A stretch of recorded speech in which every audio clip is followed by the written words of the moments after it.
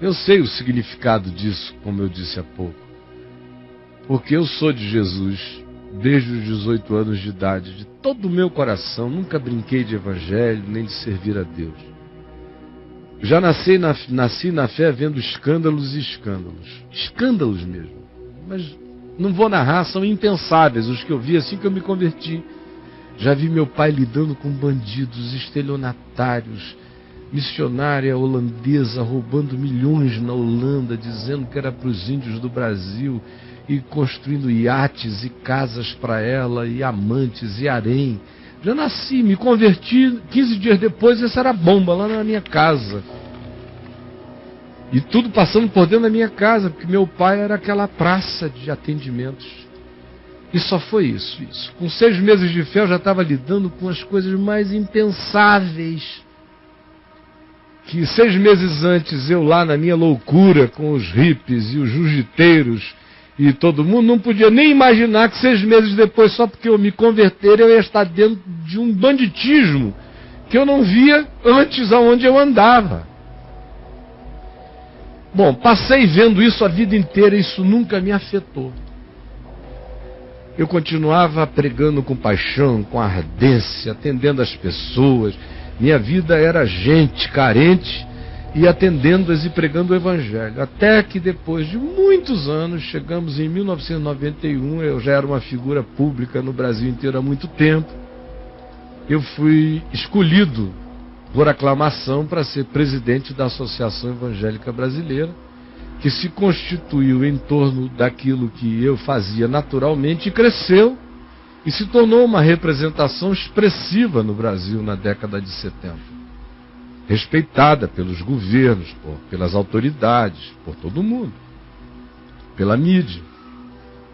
Pois bem, naquele período, eu passei a ser a praça do Brasil inteiro, de todas as podridões. E era tanta podridão, tanto homicídio sobre homicídio, tanta mentira, tanto engano, tanta tentativa de destruir o outro para ficar com o que era dele, tanta maledicência, tanto diabo, tanta ameaça de morte, tanto dossiê trocado, tanta gente sendo visitada em casa por capangas desses líderes para dizer: se abrir a boca morre. Isso tudo chegava lá todos os dias, de todos os lugares. Quando nós chegamos em 1994, eu continuava crente. Mas o meu olhar tinha ficado tão poluído por aquilo tudo, que eu perdi completamente a esperança. E eu não tinha ainda dentro do meu coração a decisão firmada de deixar o movimento evangélico e me tornar um cristão pregador da palavra, mas sem vínculo com isso. Era quase inconcebível ainda para mim. E eu comecei a orar, pedir a Deus que me salvasse daquilo, porque eu estava morrendo dentro daquilo ali. Os caminhos que aconteceram depois foram todos responsabilidade minha, de mais ninguém. Mas hoje, 15 anos depois, eu olho para trás e eu vejo como toda aquela calamidade foi um mal. A calamidade que eu digo é que eu pratiquei saindo do processo atabalhoadamente, e erradamente, e pecaminosamente. Mas aquele mal eu hoje vejo e interpreto como o Velho Testamento interpreta certas coisas, quando diz: aquele mal, todavia, vinha da parte do Senhor. Porque se não fosse aquele mal que veio da parte do Senhor sobre a minha vida, eu teria ficado morto, sem esperança. Eu não estaria hoje aqui com 18 anos de paixão existencial revivida no meu ser, pregando o Evangelho. E o texto que eu vou ler para você aqui, em Lucas, no capítulo 24, do verso 13 em diante, nos narra um episódio existencial semelhante. Porque os discípulos de Jesus, os apóstolos e os discípulos, depois que a cruz aconteceu, como todos eles Por mais que Jesus dissesse, o Filho do Homem vai ser morto, antes humilhado, espezinhado, destituído, degradado e depois morto e crucificado, e ressuscitará no terceiro dia. Apesar dessas repetições de Jesus, a ideologia religiosa fomentada na alma deles, que já era parte do inconsciente coletivo de Israel, que crescera no exílio em Babilônia e que só aumentara no período intertestamental a ideologia de que o Messias Salvador soberano, general político, o Davi Messias, num generalato poderoso e invencível, libertaria Israel e instituiria o reino visível e político de Deus no mundo. Essa era a expectativa deles, apesar do que Jesus dissera, e num certo sentido, essa se tornou, apesar de que eu lia e explicava o equívoco deles, mas isso é tão forte que entrou em mim sem eu sentir, e eu fiquei com aquela expectativa de que o Evangelho iria converter a igreja ao Evangelho, e a gente iria ter uma coisa linda acontecendo. E depois de 30 anos pregando de manhã, de tarde, de noite, me matando, me esfalfando, você vai vendo só as coisas piorarem, e se cumpre uma outra realidade. Por mais que Jesus tenha dito, olha, pequenino rebanho, vocês são um pequenino rebanho, alegrem-se, porque carne e sangue não discernem essas coisas. Isso é revelação do Pai. Perseverem, não se cansem. Vem uma grande apostasia nos últimos dias, eis que eles vos odiarão, matarão uns aos outros. O amor se esfriará. Paulo dizia, nos últimos dias o Espírito afirma expressamente que eles obedecerão espíritos enganadores, se desviarão da fé, mas usarão o nome de Deus como fachada, negando-lhe o poder. Mas apesar de saber isso tudo, o coração é lento e é tomado por esperanças falaciosas que trabalham contra a realidade do Evangelho.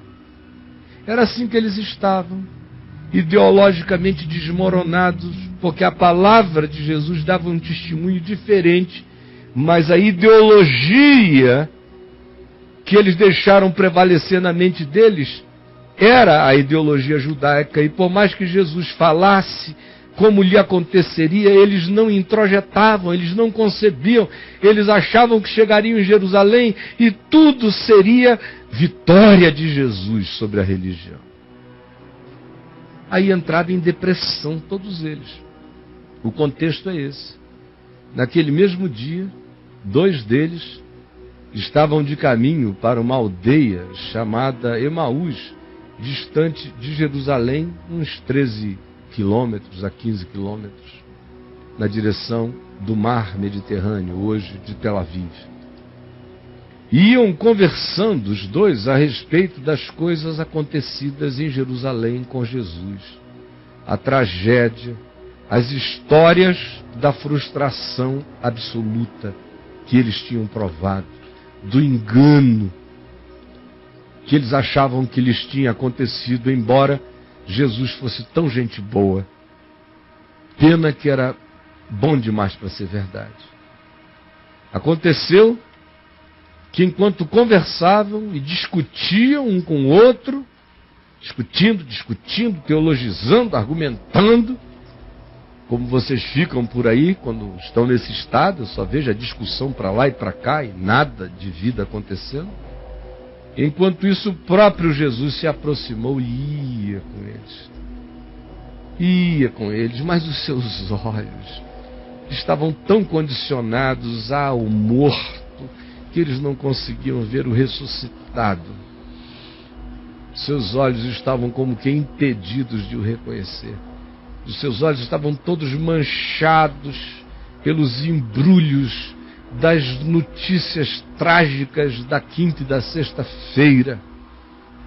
E Jesus se manifesta glorificado, sem as contingências, sem as marcas do tempo Fisionomicamente era ele, mas transcendia ao Cristo histórico, marcado, moreno, com pé de galinha surgindo na cara, com mão de carpinteiro. Não, eles viram um ente que era denso, de uma maravilha que eles não podiam explicar, e era humano o suficiente para com eles interagir.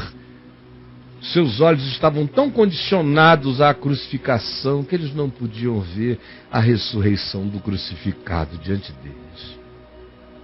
Então lhes perguntou Jesus: que é isso que vos preocupa? E de que ide tratando e compartilhando no Facebook, por internet, chorando na casa uns dos outros, à medida em que caminhais? E eles pararam chateados, achando que conversavam com um alienado, que não sabia de nada. Um, porém, chamado Cleopas, respondeu dizendo: olha que resposta, és o único, e que ironia, és o único, porventura, que tendo estado em Jerusalém, ignoras as ocorrências destes últimos dias? Perguntando isso a Jesus, mas a mente fica tão cega pela decepção, pela desilusão, pelas frustrações ideológicas, pelo sonho teológico que não se consumou, pela estratégia de expansão da fé que não se realizou, pela qualificação de discípulos que não aconteceu, pelo testemunho do Evangelho que é cada dia blasfemado na vida daqueles que são verdadeiras apostasias andantes.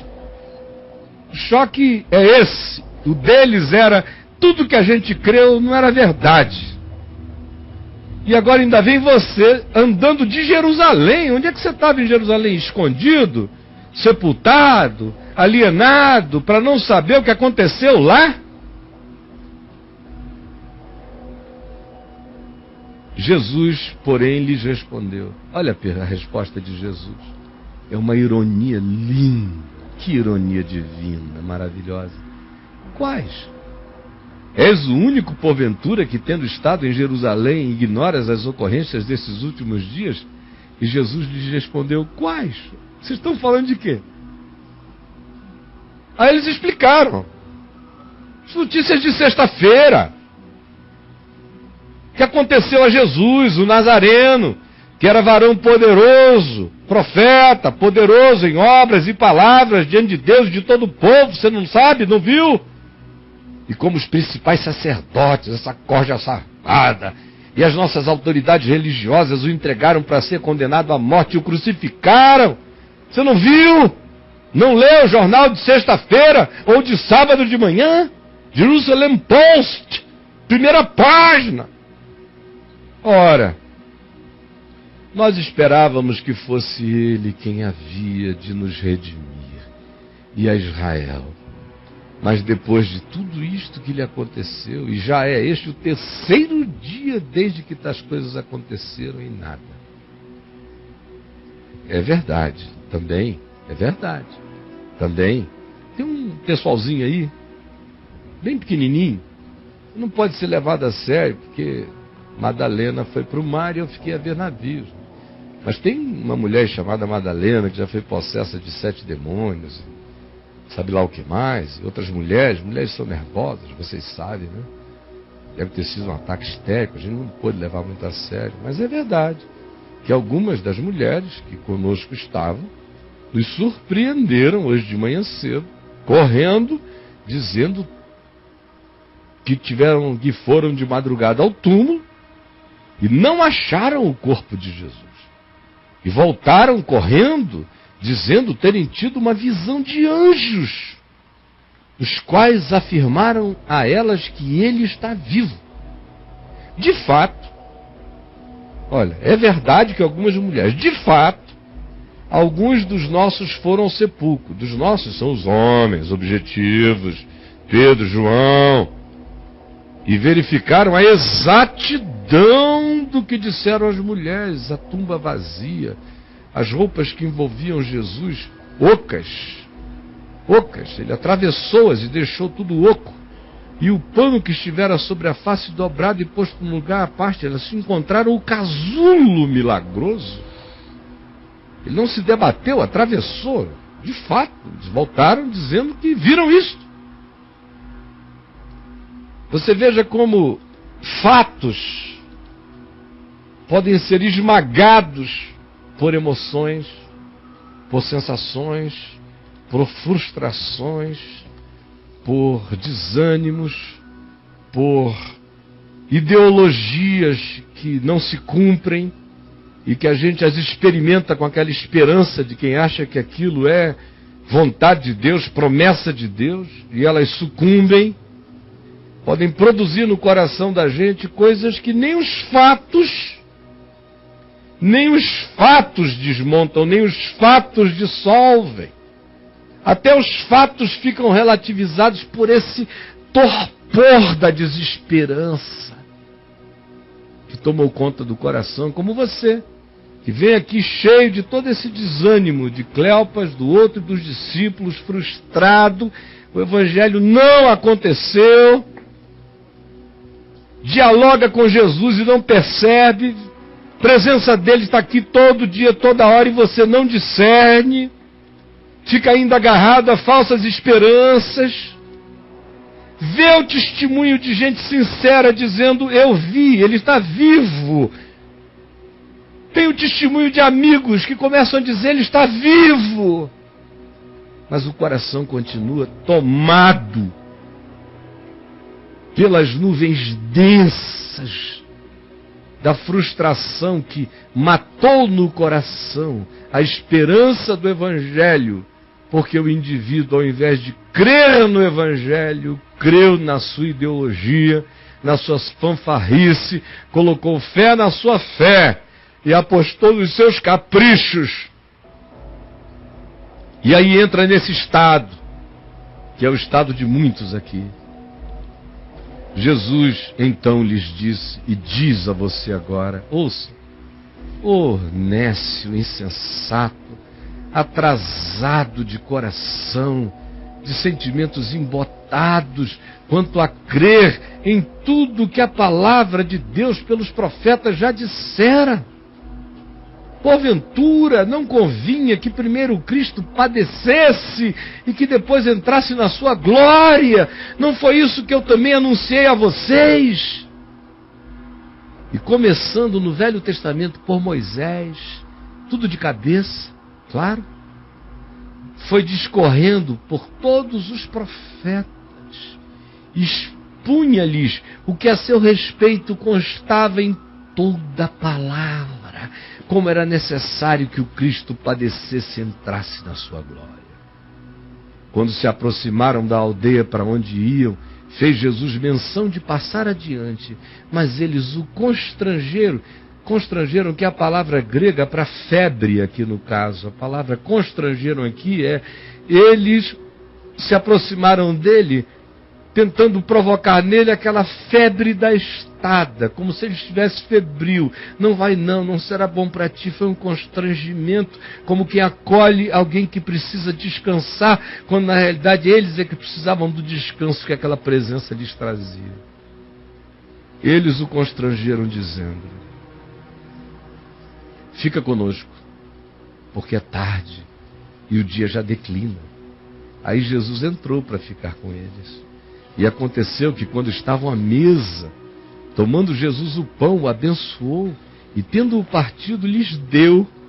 E então, quando eles viram aquele gesto, aquele movimento, os olhos deles se desembotaram.